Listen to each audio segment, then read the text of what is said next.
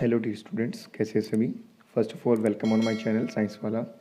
So dear students, आज हम आपके लिए लेके आए हैं क्लास 10th फिजिक्स ऑप्टिक्स का part 6। In this part we will discuss about the application of the refraction of light, that is the effects of refraction in everyday life. हम refraction को एवरीडे लाइफ में कहाँ कहाँ देखते हैं और refraction का क्या इफेक्ट हमारी लाइफ पे पड़ता है, और जनरल एग्जाम्पल और natural example which we are seen in our daily life. So let's begin the chapter. Our first application is apparent depth. The appearing depth as compared to the real depth is due to the refraction is called apparent depth. बेटा इसका meaning क्या है? जो हमें depth जो है appear हो रही है एक्चुअल डेप्थ के कंपैरिजन में, उसे हम बोलते हैं apparent depth. Like when we are seen in the swimming pool and water tank, they are appear sometimes higher. उनका जो बॉटम सरफेस है वो कुछ ऊपर उठा हुआ दिखाई देता है due to the actual depth, यानी हमें एक्चुअल डेप्थ से उसकी डेप्थ कम दिखाई देती है. This effect is known as apparent depth effect. How it is possible? See some examples. When a coin is kept in a glass filled with the glass water appears higher than the actual. अगर कोई coin glass के अंदर पड़ा है तो वो क्या करेगा? अपने अमाउंट से कुछ हायर दिखेगा. रीज़न क्या है? When the light rays comes from the coin to the eyes by changing the medium from water to air, they moves away from the normal and appears to meet at some higher point than actual.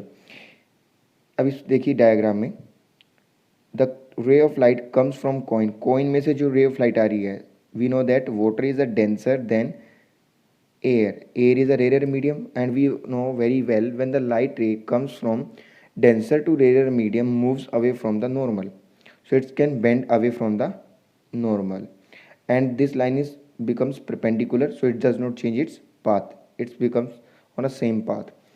When we see from the outside, these rays are meet appears to meet at some higher point and we are see that coin is some higher.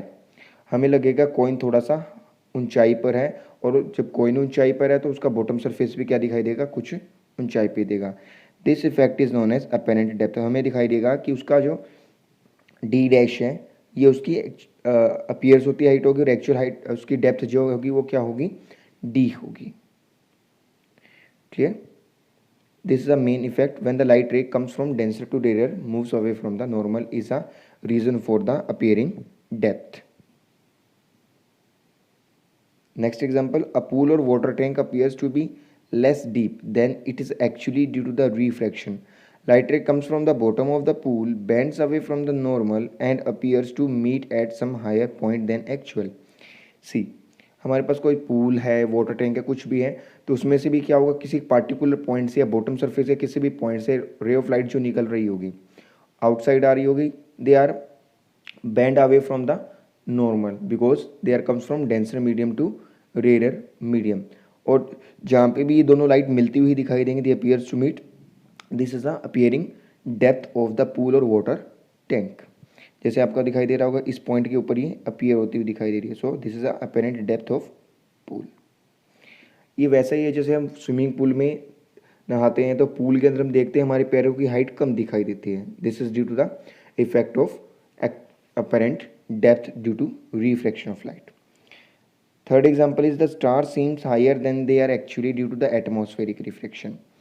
We know that the different atmospheric layers of the different optical densities. अब हमें stars क्या देखते हैं? अपनी actual height से बहुत ज़्यादा ऊंचे दिखाई देते हैं. Why it is so? Due to atmospheric refraction and the concept is here also apparent depth concept. Now at that case, in that case we are sit in the denser medium because air is a denser than the vacuum. We are sit in the denser medium and we watch in the rarer medium. Then effect is reverse. अब यहाँ पे जो depth है वो क्या हो जाएगी?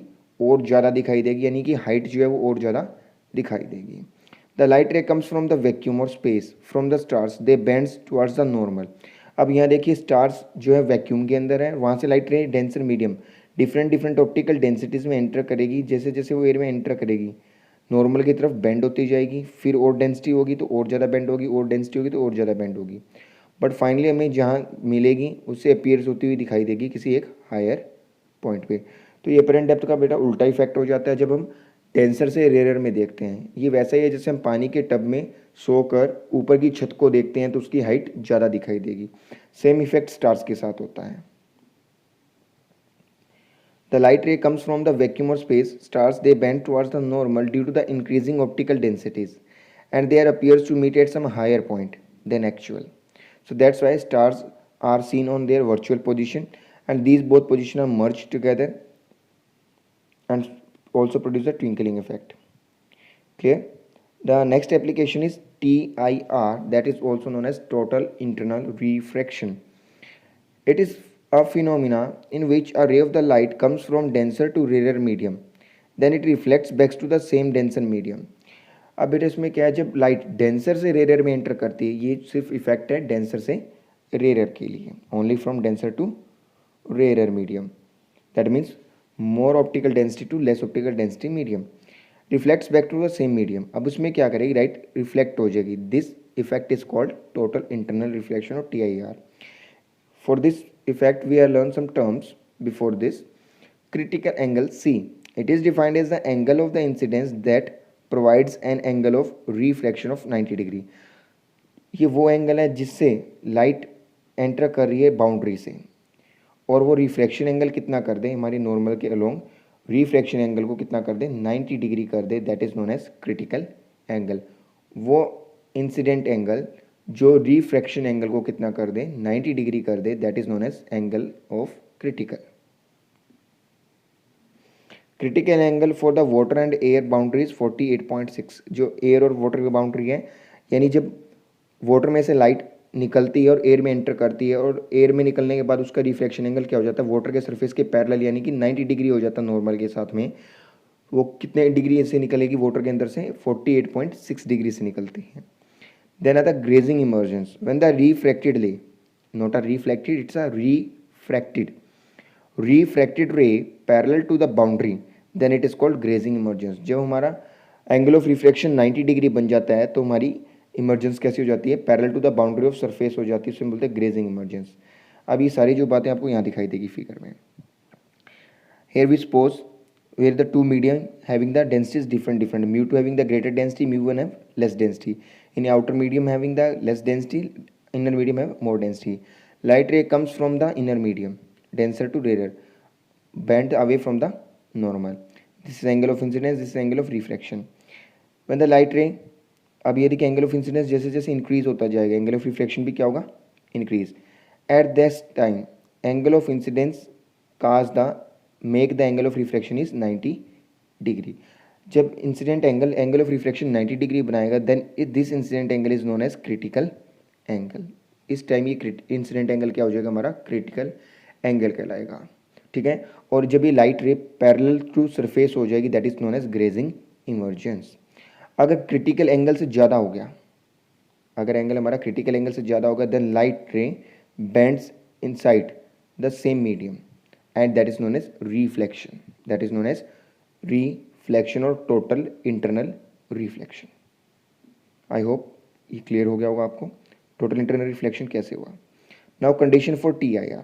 The ray should travel from denser to rare medium. Ray क्या होनी चाहिए, डेंसर से रेयर में जानी चाहिए, तभी ये इफेक्ट पॉसिबल है. और angle of incidence is greater than angle of critical. तब हमारा देखिए यहाँ पे क्रिटिकल एंगल बन गया आई, यहाँ पे इससे जब ग्रेटर होगा तभी ये अंदर रिफ्लेक्ट बैक होगी. So greater than critical angle. If angle of incidence is less than critical angle, then refraction occur. अगर एंगल ऑफ इंसिडेंस जो है हमारा क्रिटिकल एंगल ही होता है जिसमें 90 डिग्री का वो रिफ्रैक्शन बनाता है, इससे छोटा है तो रिफ्रैक्शन होगा, आउटसाइड जाएगी. अगर क्रिटिकल एंगल के इक्वल है तो ग्रेजिंग इमर्जेंस होगा, उससे ग्रेटर है तो इंटरनल रिफ्लेक्शन होगा. Now the application of TIR. Examples: brilliance of diamond is due to TIR. जो हीरा है, हीरे की चमक भी क्या होती है, due to total internal reflection. जोहरी जो होता है वो हीरे को ऐसे तराशता है कि उसमें एक साइड से लाइट एंटर कर जाए और वो लाइट उसके अंदर घूमती रहे, टोटली इंटरनली रिफ्लेक्ट होती रहे, जिसकी वजह से वो हर तरह से घुमाने पर चमक देता है. और जोहरी उसे पहचान सकता है कि किस हिस्से में से उसने उसे इस तरीके से तराशा है. नेक्स्ट है circle of illuminous is also due to the total internal reflection.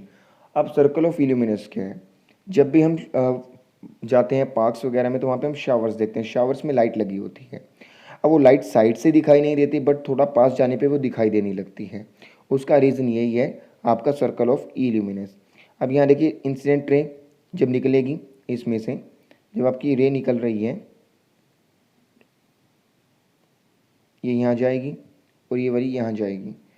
जब ये इंसिडेंट एंगल से जो क्रिटिकल एंगल से ज़्यादा होगा तो यहाँ से तो TIR होगी, यहाँ से आपको इस पॉइंट से कोई विजिबिलिटी नहीं होगी इस लाइट की, बट इस पॉइंट से आपको सिर्फ सरफेस चमकता दिखाई देगा क्योंकि ग्रेजिंग इमर्जेंस होगा, और इसके अंदर वाला जो सरफेस होगा वहाँ से आपको लाइट विजिबल होगी, वहाँ पे होगा सर्कल ऑफ ई ल्यूमिनेस। ठीक है, एक सर्कल बनेगा जिसे हम बोलते हैं circle of E ल्यूमिनेस।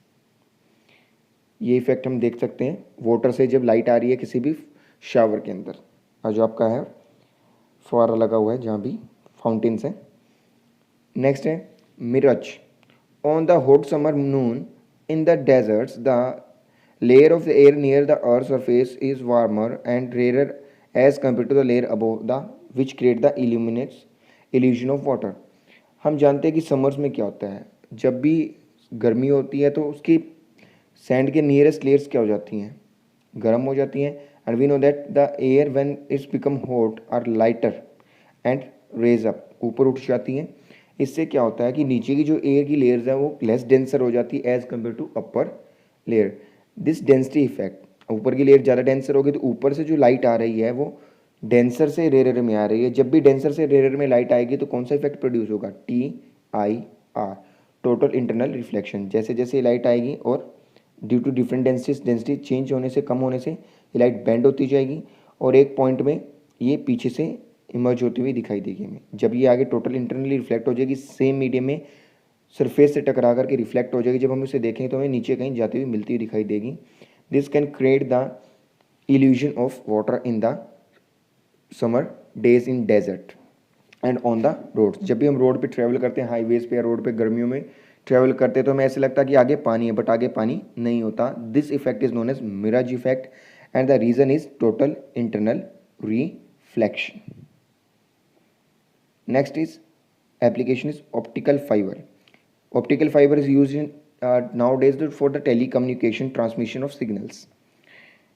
TIR for the transmission of signals. हमारी जो मोबाइल ईयरफोन्स वगैरह उनमें भी हमारी क्या यूज़ होती है, ऑप्टिकल फाइबर्स यूज़ होती है। ये क्या होती है, एक होलो पाइप्स होती हैं जिनके ऊपर क्या होती है, एक क्लैडिंग कोटिंग होती है, अंदर इंटरनल कोर कोटिंग होती है। कोर क्या करता है, ट्रांसमिशन करता है सिग्नल्स का, और जो क्लैडिंग है, क्लैडिंग क्या करता है, उसे मीडियम की डेंसिटी प्रोवाइड करता है।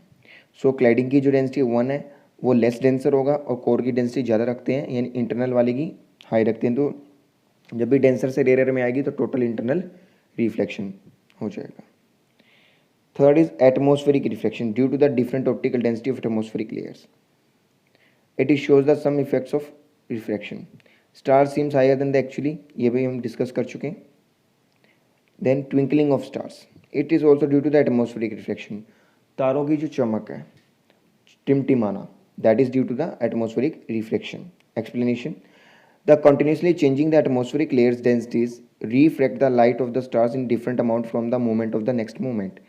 जैसे जैसे हम जानते हैं कि एयर की डेंसिटी कॉन्टिन्यूसली अर्थ पे क्या होती है, चेंज होती रहती है। अब डिफरेंट लेयर्स की वजह से डेंसिटी चेंज होने से कभी लाइट इस एंगल से कभी उस एंगल से चेंज होती रहती है। उसका जो माउंट होता है हमारी आइज में एंटर करो, कॉन्टिन्यूसली क्या हो रहा है, चेंज हो रहा है, one moment to next moment. In this way, the star light comes in our eyes decreasing or increasing continuously. कभी increase हो जाती है तो कभी decrease हो जाती है। This create the twinkling effect. इससे क्या produce होता है, twinkling effect of star. This is due to also atmospheric reflection. The question is arises, why the planets are not twinkle like stars? Unlike the planet do not twinkle, unlike stars, planet do not twinkle. Stars are so far and distant that they appears a point object. Stars दूर होने की वजह से एक point object की तरह काम करेंगे और वहाँ से जो लाइट आएगी वो क्या है, एक सिंगल सोर्स से आती हुई दिखाई देगी, सिंगल बीम दिखाई देगी। ठीक है, they appears as the pin point for night sky because the night comes from a single point, so its path is slightly susceptible to the atmospheric reflection. तो उसका जो पाथ है वो ससेप्टेबल है, यानी कि पूरी तरह से परफेक्ट है एटमॉस्फेरिक रिफ्लेक्शन के लिए। But planets are the much closer, they appears are disc like. उससे जो लाइट के क्या आएंगे, नंबर ऑफ सोर्स आएंगे और पैरेलल बीम्स आएंगे, number of beams.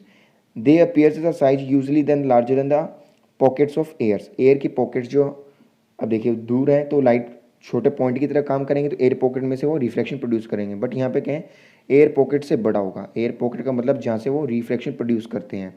That would distort the light, वो लाइट को क्या कर देंगे, डिस्टोर्ट करेंगे और रिफ्लेक्शन प्रोड्यूस नहीं करेंगे।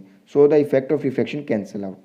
डिस्टोर्ट का मतलब क्या, देखिए अब आपका प्लेनेट है, प्लेनेट एक डिस्क लाइक का एक बड़ा प्लेनेट दिखाई दे रहा है, उसमें number of beams of light निकलेगी और वो एयर के पार्टिकल से जो लाइट बीम आएगी वो क्या होगी, बड़ी हो जाएगी और वो उससे वो क्या होगा, atmospheric reflection effect cancel out कर देगा और प्रोड्यूस नहीं होगा।